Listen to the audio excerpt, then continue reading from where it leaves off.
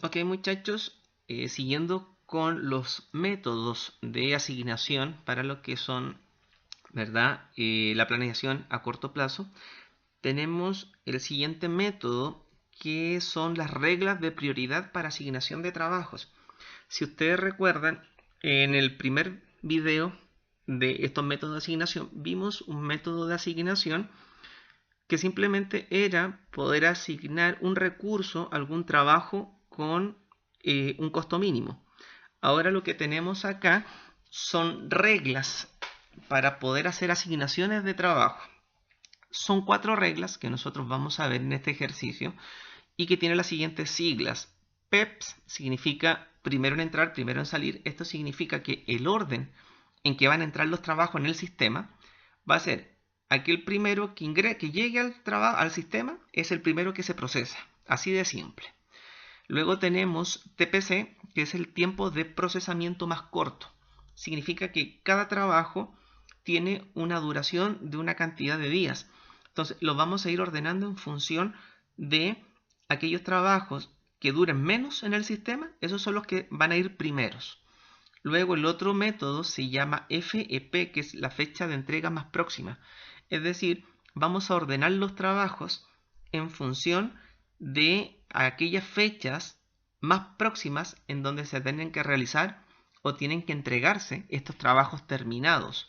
Y por último, la otra regla se llama TPL, que es el tiempo de procesamiento más largo. Es decir, los vamos a ordenar los trabajos en función de los tiempos que duren y que sean mayores. Es decir, aquellos trabajos que duren más tiempo son los primeros que se van a procesar. Entonces, vamos a leer el ejemplo para ir explicando cada uno de estos métodos.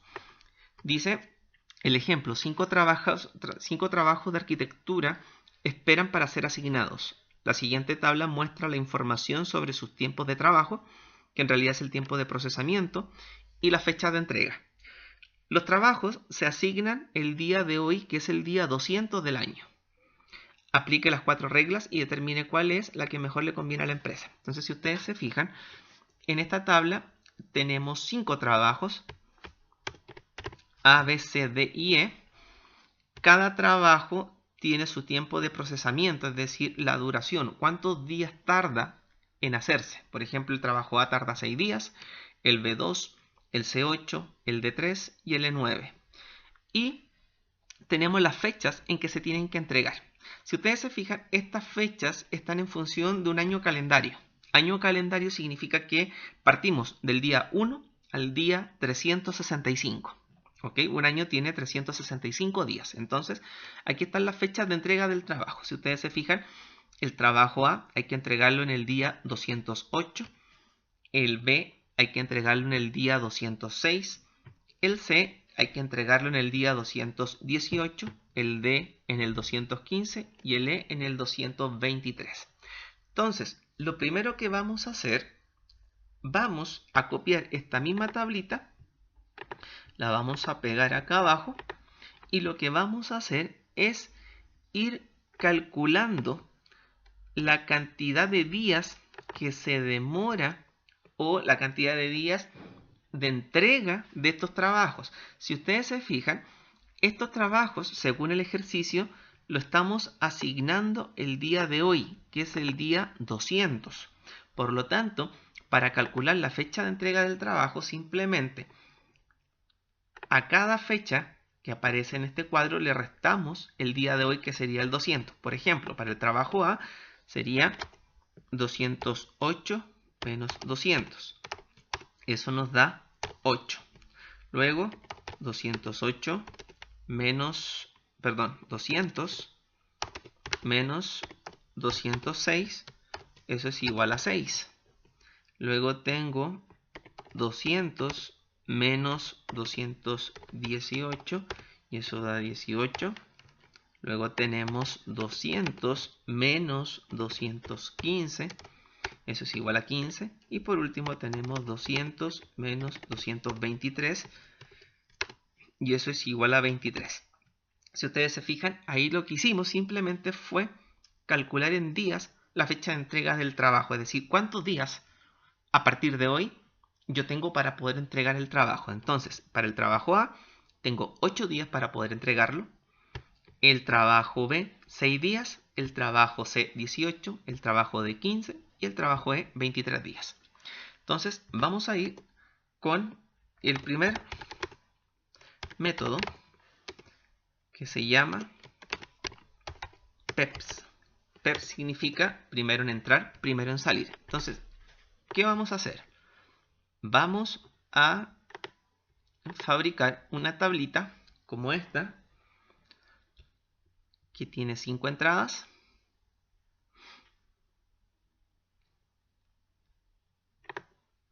¿verdad? 5 columnas por 6 filas. Entonces, lo que vamos a poner es lo siguiente.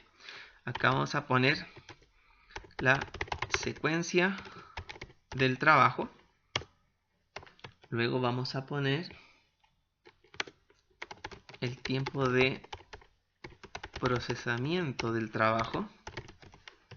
Luego vamos a colocar el tiempo de flujo.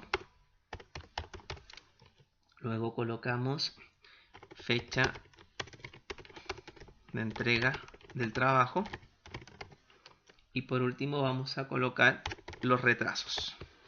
Entonces, si nosotros nos fijamos, el primer método, que se llama PEPS, que es primero en entrar, primero en salir, el orden que va a tener estos trabajos es el mismo como aparece en el ejercicio, ¿verdad? Porque es el primero que entra, es el primero que sale. Entonces, en este caso, el primero que entra es el A, luego el B, luego el C, luego el D y luego el E. Entonces, copiamos la secuencia a como aparece: A, B, C, D y E.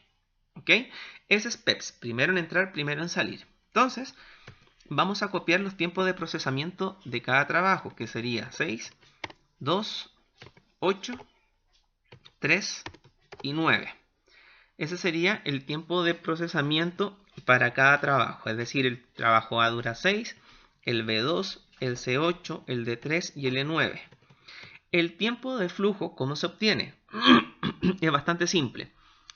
Partimos siempre repitiendo el valor del tiempo de procesamiento del primer trabajo. Es decir, siempre partimos repitiendo el tiempo del trabajo primero, que sería el A. Luego, ¿qué vamos a hacer? Este tiempo que tenemos aquí lo sumamos al tiempo de procesamiento del trabajo B. Es decir, 6 más 2, y eso me queda 8. Luego voy sumando 8 más 8, me queda 16. Luego 16 más 3, 19. Y por último, 19 más 9 son 28. Si ustedes se fijan, hasta ese momento yo tengo, ¿verdad?, el tiempo de flujo de cada trabajo. El tiempo de flujo no es otra cosa que el tiempo acumulado en ir procesando cada uno de los trabajos. 8 significa que entre el trabajo A y el trabajo B me demoro 8 días. 16 significa que entre el trabajo A, B y C me demoro 16. 19 significa que en trabajo A, B, C, D en conjunto demora 19 y así sucesivamente.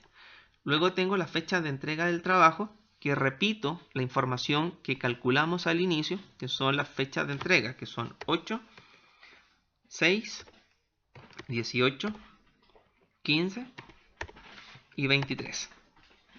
Y luego calculamos los retrasos. Los retrasos, ¿cómo se calculan? Es bastante simple. Comparo para cada trabajo el tiempo de flujo y la fecha de entrega del trabajo.